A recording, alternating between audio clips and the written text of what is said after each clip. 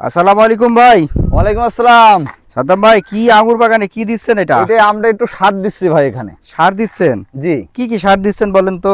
এখানে আমরা দিচ্ছি প্রথমত রাসায়নিকের কথা বলি আমরা। হ্যাঁ। রাসায়নিক দিচ্ছি আপনার ফসফেট, আচ্ছা, পটাশ, আচ্ছা, তারপরে ঢ্যাপ, আচ্ছা, তারপরে এখানে যাচ্ছে আপনার ডি ক্যালবি মানে ক্যালসিয়াম, আচ্ছা, তারপরে দিচ্ছি একটু সালফার, আচ্ছা, ইউরিয়া, আচ্ছা, তারপরে আপনার দিচ্ছি এখানে জিঙ্ক, আচ্ছা, বুরন, হ্যাঁ, এইগুলো দিছি। এর সাথে আবার আমরা আপনার গোবর সার মিক্সড করছি, জৈব সার যেটা।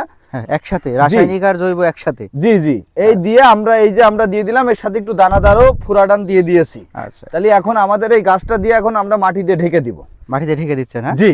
আচ্ছা। এবং এই খাবারটা দিলে গাছের গ্রোথ হবে এখন বেশি, এবং এর পরবর্তীতে আবারও একবার দিতে হবে প্রুনিং এর 20 দিন আগে আমরা হচ্ছে যে এই সারটা আবার এইভাবে দিয়ে দিব। তার মানে আমাদের হচ্ছে আঙ্গুর থেকে ফল নেওয়া হয়ে গেছে, এখন গাছের যত্ন করতে হবে। Right right right. তাছাড়া আপনার সিজনের তো সব খাবার খেয়ে ফেলাইছে, আচ্ছা, এখন তো আবার খাবার তার প্রয়োজন আছে। হ্যাঁ হ্যাঁ হ্যাঁ, এই জন্য আমরা এই সারগুলা দিচ্ছি। ওকে।